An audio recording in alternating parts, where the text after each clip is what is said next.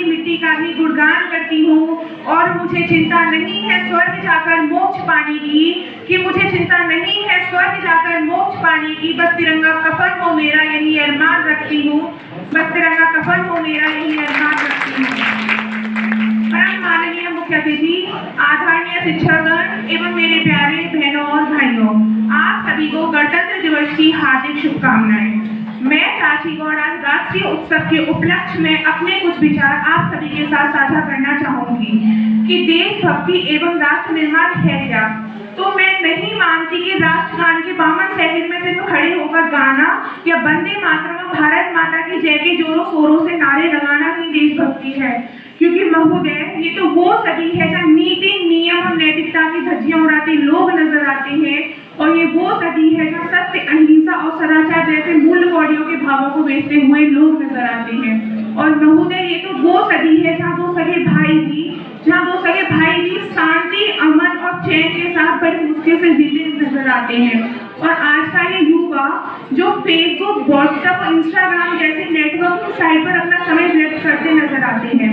अरे मुझे तकलीफ तो तब होती है जब आज का ये नौजवान जिसके कंधों पर जिम्मेदारी है अपने राष्ट्र निर्माण की और समाज के आशाओं को जोड़े रखने की, वही युवा आज मुझे पबजी गेम में डूबा और शराब की लत में भीगा नजर आता है। तो मैं युवाओं को कहना चाहूंगी कि मोह निद्रा में सोने वाले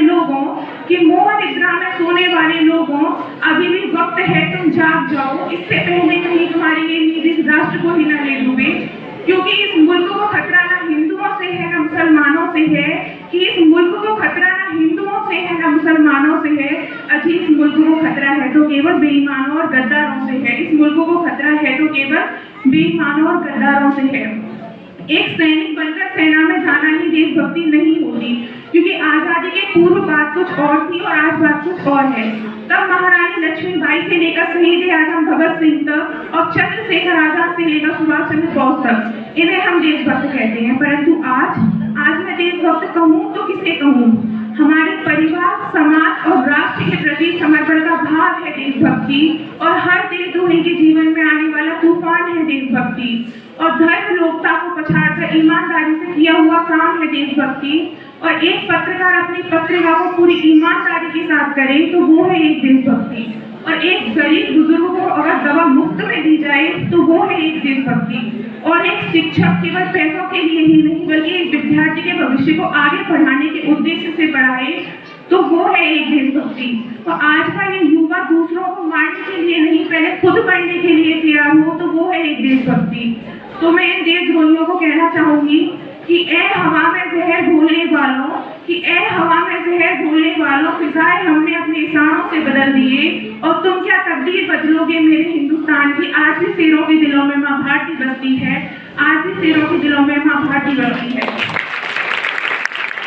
अगर बात में हम महिलाओं की करूँ तो आज महिलाओं को आरक्षित नहीं बल्कि संरक्षित करने की जरूरत है, क्योंकि आज भी हमारे समाज में कन्या हत्या और बाल विवाह जैसी समस्याएं आती हुई दिखाई देती हैं। तो नारी सशक्तिकरण में मैं कुछ पंक्तियां अदा करना चाहूंगी कि इस वतन की रक्षा करने का हम लड़कियों को भी हक है, कि इस वतन की रक्षा करने का हम लड़कियों को भी हक है। वरना इतिहास की किताबें उठाकर देख लो जिसको भी हमारी काबिलियत पर शक है, वरना इतिहास की किताबें उठाकर देख लो जिसको भी हमारी काबिलियत पर शक है। किसी के लिए खुशियां लेकर आई हूँ तो किसी के लिए काली परछाई हूँ मैं, कि किसी के लिए खुशियां लेकर आई हूँ तो किसी के लिए काली परछाई हूँ मैं, और मैं भी इस वतन की खातिर कंधे से कंधा मिलाने आई हूँ, मैं भी इस वतन की खातिर कंधे से कंधा मिलाने आई हूँ। और भारत माँ की बेटी हूँ मैं, तैयार हूँ सड़क पर जाकर सीने पर गोली खाने को, कि भारत माँ की बेटी हूँ मैं, तैयार हूँ सड़क पर जाकर सीने पर गोली खाने को। एक माँ बनकर हर दर्द को सहना आता है, एक बहन बेटी या पत्नी बनकर हर दर्द को छुपाना आता है। और रसोई में सिर्फ बेलन ही नहीं साहब, कि रसोई में सिर्फ बेलन ही नहीं साहब, मुझे तो इस वतन की खातिर हथियार उठाना भी आता है, मुझे तो इस वतन की खातिर हथियार उठाना भी। और भूल मत करना सिर्फ पापा की परी समझने की, मैं रानी लक्ष्मीबाई हूँ, मैं रानी लक्ष्मीबाई हूँ। अगर बात में राजनीति की करूँ तो मुझे राजनीति से कोई परहेज नहीं है, बल्कि राजनीति करने वाले राजनेताओं की राजनीति से है। चुना गया एक उम्मीदवार एक राजा नहीं बल्कि एक सेवक होना चाहिए, जो जनता की हर समस्या का निदान कर सके। और संसद में जब लड़ झगड़ कर नहीं सोच समझ कर फैसले दिए जाएंगे तब हमारे राष्ट्र का निर्माण संभव होगा।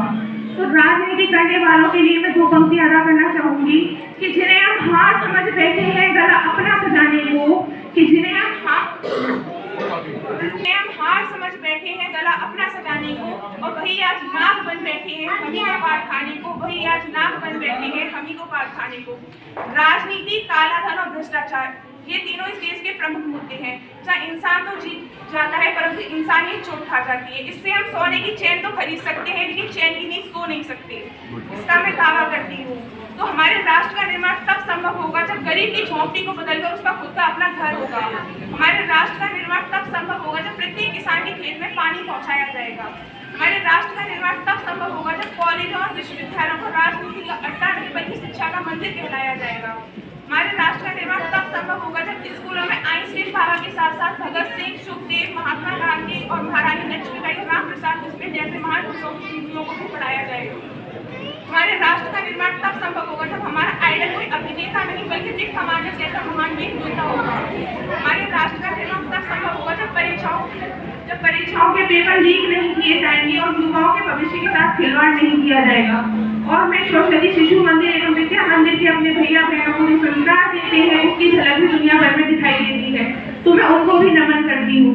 और अंत में मैं किसी शायर की पंक्तियों के साथ अपनी वाणी को विराम देते हुए कहना चाहूंगी कि काश मेरी जिंदगी में सरहद की कोई शाम आए, कि काश मेरी जिंदगी में सरहद की कोई शाम आए, और काश मेरी ये जिंदगी मेरे बदन के काम आए, कि काश मेरी ये जिंदगी मेरे बदन के काम आए।